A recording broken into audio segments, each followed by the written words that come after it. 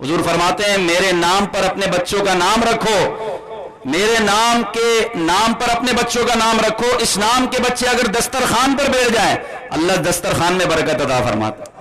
ये हदीस पाक है कि मेरे नाम पर अपने बच्चों का नाम रखो। फरमाया तुम्हें क्या है कि तुम्हारे घर में एक मोहम्मद हो या दो मोहम्मद हो या तीन मोहम्मद हो? तो फिर अमीर रसूल फरमाते हैं कि अपने हर बच्चे का नाम मोहम्मद रखें, हाँ पुकारने के लिए और फर्क करने के लिए आप दूसरा नाम रख लें। असल नाम मोहम्मद होना चाहिए, पुकारने के लिए आप खालिद, हसनैन, हुसैन, हसन ये पुकारने के लिए इस्तेमाल कर सकते हैं, लेकिन असल नाम बच्चे का मोहम्मद होना चाहिए ताकि नाम मोहम्मद की बरकतें मिलें।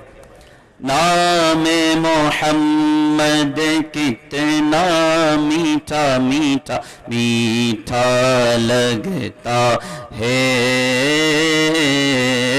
सल्लल्लाहु अला मुहम्मद सल्लल्लाहु अलैहि वसल्लम।